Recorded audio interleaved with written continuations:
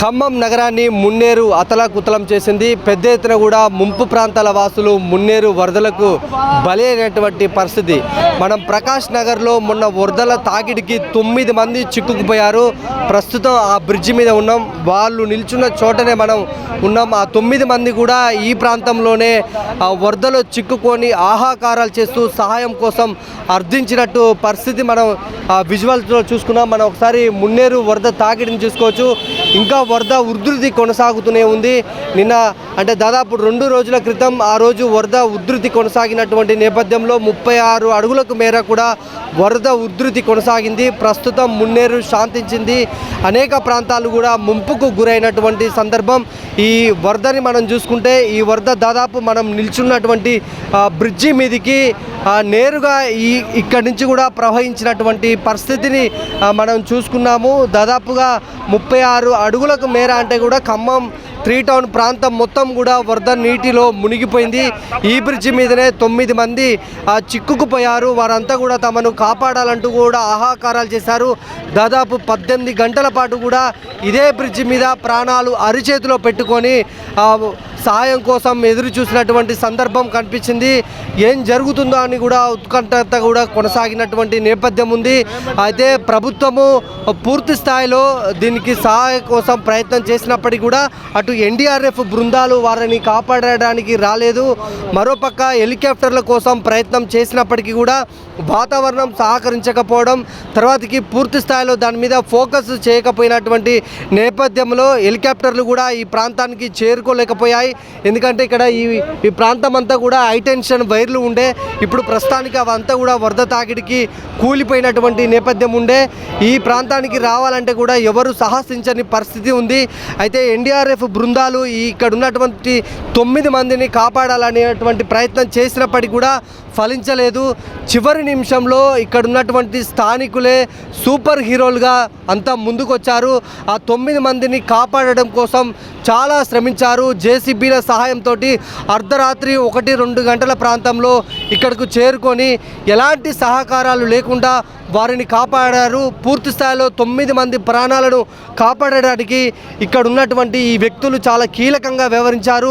జేసీబీల సహాయంతో కూడా వీరంతా కూడా వాళ్ళను సురక్షితంగా బయటకు తీసుకొచ్చారు. ప్రభుత్వ సహకారం మంత్రి తుమ్మల నాగేశ్వరరావు ఇక్కడ కూర్చున్నప్పటికీ కూడా ఎలాంటి అధికారులు కానీ ఎన్డీఆర్ఎఫ్ బృందాలు కూడా ముందుకు రాని పరిస్థితులలో వీళ్ళంతా కూడా ఓ జేసీబీని తీసుకొని వచ్చి 9 మందిని కూడా చాలా సురక్షితంగా బయటికి తీసుకొచ్చారు. చాలా కీలకంగా వీళ్ళంతా కూడా వ్యవహరించినటువంటి నేపథ్యం ఉంది. ఆ 9 మందిని చాలా సురక్షితంగా కూడా మీరు బయటికి తీసుకొచ్చారు. ఆ సమయంలో మీరు ప్రభుత్వం అటు ఎన్డీఆర్ఎఫ్ ముందుకు రాని నేపథ్యంలో మీరు ఎట్లా ముందుకు వెళ్ళారు, ఎట్లా ధైర్యం చేశారు? ఉదయం 9-10 గంటల తర్వాత వీళ్ళు ఇక్కడ చిక్కుకున్న విషయం మాకు తెలిసింది. మేము ఆ చివరి వెంకటగిరి వైపు మేము ఉన్నాము. ప్రభుత్వానికి సమాచారం ఇస్తే ప్రభుత్వం హెలికాప్టర్లు పంపిస్తున్నాము, తక్షణ చర్యలు తీసుకుంటున్నామని చెప్పారు. కానీ సాయంత్రం 5 గంటల వరకు మేము వెయిట్ చేశాము. మన విశాఖపట్నం నుంచి నేవీ వాళ్ళే వస్తున్నాయని, హైదరాబాద్లో వాతావరణం అనుకూలించలేదని చెప్పారు. ఆ తర్వాత చివరి క్షణంలో హెలికాప్టర్లు రావట్లేదు అనేది సమాచారం మాకు అందింది. మరి నైట్ వర్షం వస్తే మళ్ళీ తర్వాత ఇబ్బంది అవుతుంది, ప్రాబ్లం అవుతుందని చెప్పి మేమే ధైర్యం చేసి ముందుకి మా గ్రామస్తుల సహకారంతో మేమందరం కలిసి జేసీబీ సాయంతో వచ్చాము. జేసీబీ తీసుకొని మధ్యలోకి వచ్చిన తర్వాత చెప్తా ముందు రోడ్డు తెగిపోయింది. ముందుకు వెళ్ళలేని పరిస్థితి అనమాట. ముందు ఒక చెట్టు ఉంటే ఆ చెట్టుకి తాడు కట్టేసి ఆ తాడు సాయంతో యువతలకు వచ్చేసి అక్కడ చివరిలో ఉన్నారు, ఖమ్మం ఆ చివరిలో ఉన్నారు. ఆ చివరిలో ఉన్న వాళ్ళని తీసుకొని వచ్చి ఒక్కొక్కరిని జేసీబీ ఎక్కిచ్చేసి తీసుకొచ్చాము. అంటే ఆ సమయంలో వాళ్ళ పరిస్థితి ఎట్లా ఉంది? దాదాపు 18 గంటల పాటు కూడా ఈ బ్రిడ్జి మీద తమ ప్రాణాలను అరిచేతిలో పెట్టుకొని ఉన్నారు కనుక ఎట్లా ఉండే వాళ్ళ పరిస్థితి భయానకరంగా ఉంది. మేము ఫోన్లో మాట్లాడాము కానీ వాళ్ళకి చివరి క్షణంలో వాళ్ళ ఫోన్లు కూడా స్విచ్ ఆఫ్ అయిపోయినాయి.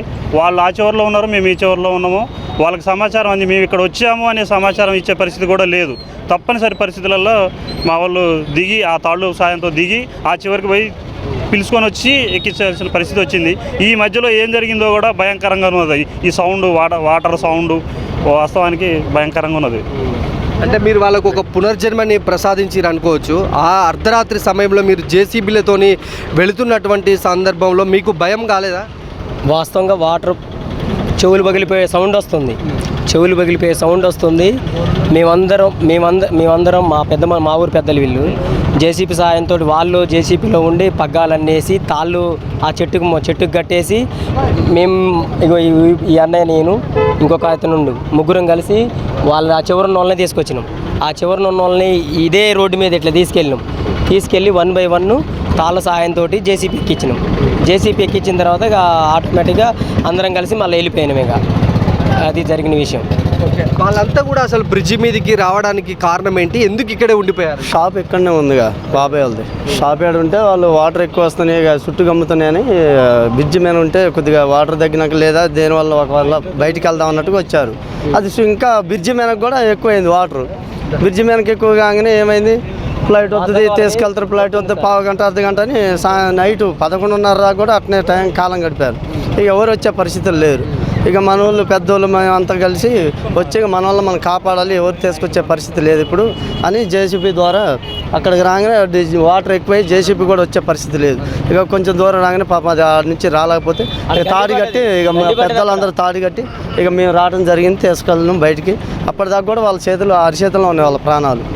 అది జరిగిన సిచ్యువేషన్. పాపం వేల మంది కూడా లక్షల మంది కూడా టీవీలో వాళ్ళని చూస్తున్నటువంటి పరిస్థితి ఉన్నది. మీరు వాళ్ళని రక్షించారు. నిజంగా మీకు హ్యాట్సప్ చెప్పొచ్చు. అందరూ ఎవరైనా అధికారులైనా ప్రభుత్వం కూడా మీకు చెప్పాల్సినటువంటి అవసరం ఉంది. ఆ విధంగా మిమ్మల్ని ఏమన్నా ప్రభుత్వం గుర్తించి మిమ్మల్ని ఏమైనా చేసిందా? మాకు ఏమి చేయలేదు. వాళ్ళు చేస్తారని మా ఆశ కాదు.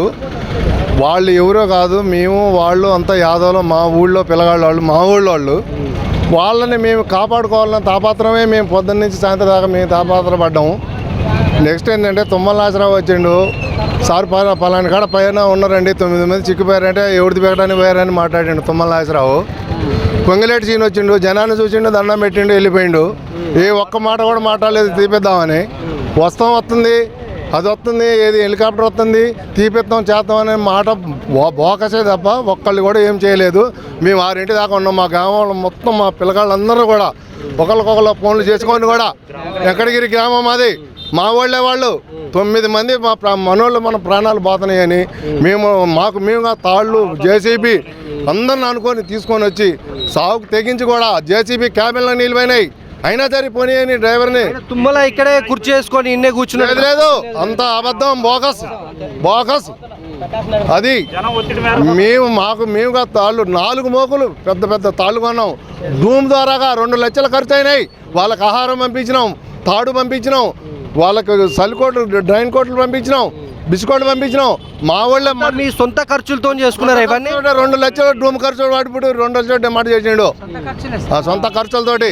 జేసీబీ వానరేనా ఆగండి, 1000 మంది ఉన్నాం. 1000 మంది కూడా అన్నా నువ్వు పంపి నీ బండి పోతే మేము హామీ అని కూడా మేము మా ఊరు పెద్దలు అందరూ సపోర్ట్ చేస్తే ఆపరేటర్ని ఇచ్చిండు, బండి ఇచ్చిండు. అలా నేను ఎక్కినా, నా వెంబడి మా పిల్లగాళ్ళని ఎక్కించుకున్నా. అర్ధరాత్రి ఈ బ్రిడ్జి అదురుతుంది, అయినా సరే నేను నెట్టుకొని వచ్చారు. ధైర్యం పోతే పోయింది. వాళ్ళ సావు ఒకటి మా సావు ఒకటి అనుకొని తెగించేసినాం. ఎవరు చేస్తాడండి? హెలికాప్టర్ దిగదా? ఇంత రోడ్డు గ్యాప్ మీద హెలికాప్టర్ దిగదా? ఎవరు చెప్పారు దిగదని?